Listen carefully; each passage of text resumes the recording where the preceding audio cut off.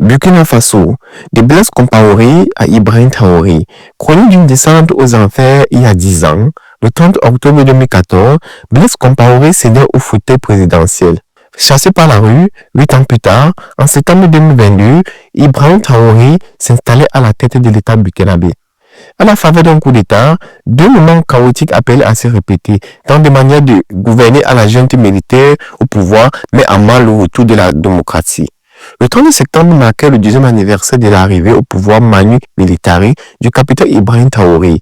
En lieu et place d'un autre postiste, le lieutenant-colonel Paul-Henri Sandao Damiba, ainsi va le Burkina depuis son indépendance, puis souvent dirigé par des militaires adeptes de coups d'État que par des présidents élus.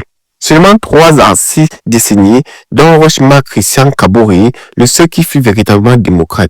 Du lieutenant-colonel Sangouli Lamizana Ajibé Dienderi, en passant par Sebo et bien sûr, Thomas Sankara ou Blaise Compaoré.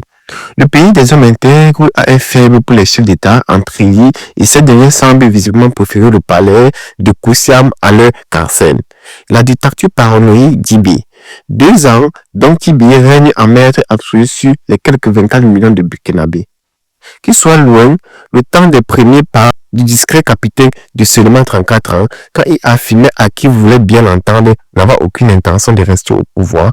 24 mois plus tard, il gère toujours ses affaires courantes, qu'il promettait à l'époque d'expédier. Plus question de partir en juin 2024, encore moins d'organiser des élections, il est là. Et pour longtemps, pense-t-il.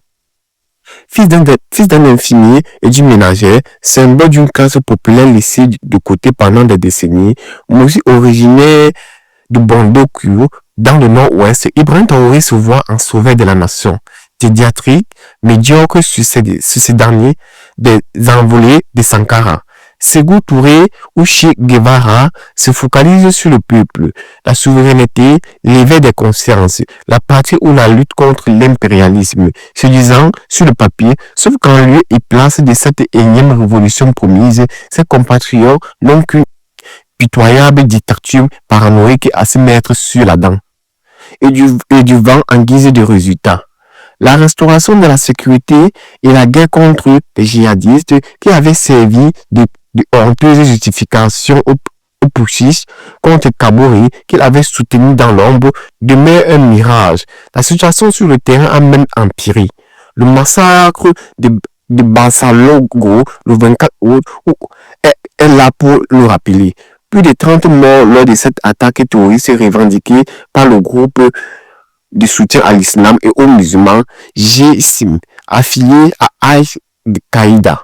Malgré des dizaines de milliers de volontaires pour la défense de la patrie, VDB, souvent enrôlés de force, malgré les Russes et leur armement, malgré le départ des militaires français voués aux hégémonies, malgré les rodomandats, les puges dans l'armée et la énième réorganisation de cette dernière, mais la propagande officielle, elle, tourne à peine régime.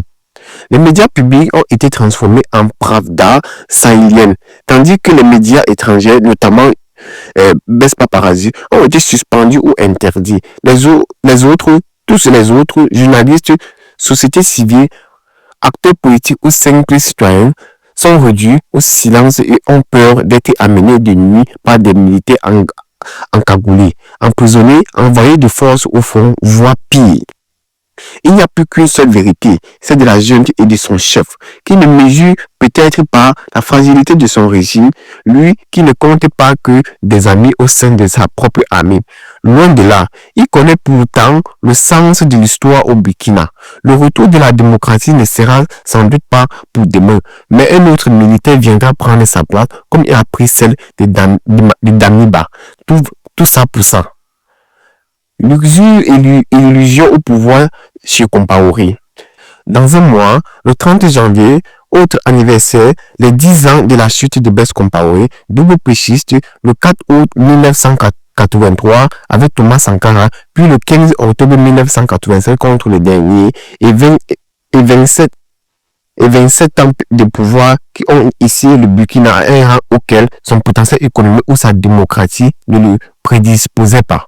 Cet animal politique à sang-froid, fin stratège, toujours informé de ce qui se tramait aux quatre coins du continent, aussi doux en apparence que Machiavelli de nature, a su préserver son pays des affaires du tourisme, sans doute grâce à quelques compromis, évidemment en négociant avec des ennemis ou en faisant du Burkina un sanctuaire pour certains dirigeants djihadistes, un pacte avec le diable. Donc, mais il disposait surtout d'une armée efficace, notamment le tout-puissant régiment de la sécurité présidentielle, comme l'était également les services de renseignement du pays.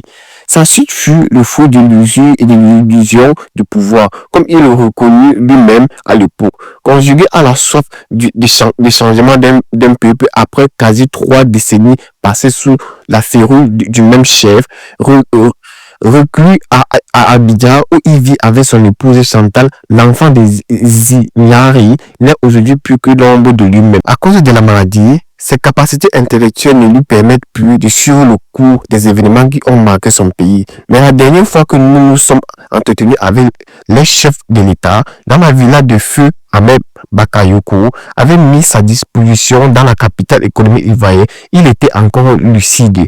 Nous parlions justement de sa chute et de la trace qu'il laissera auprès des Burkinabés. Donc, inévitablement de son bilan, de ce qui lui était reproché, les affaires Sankara et Norbert Zongo. Sa propension à arbitrer et à aider les opposants africains de tout horizon. Son frère François, je ne suis ni un ange ni un démon, nous avait-il répondu. Ils ont souhaité que je parte, je suis parti. Si le Burkina va mieux, et c'est tout ce qui m'importe. Ils auront eu raison. L'histoire nous le dira. Une révolution, une transition, 2 élections démocratiques et 2 coups d'État plus tard, l'histoire a parlé. Le Burkina, pris en otage par un catéron de militaires à la fois incompétents et despotiques, poursuit sa descente aux enfers. Pas de quoi pavoiser ni célébrer quoi que ce soit.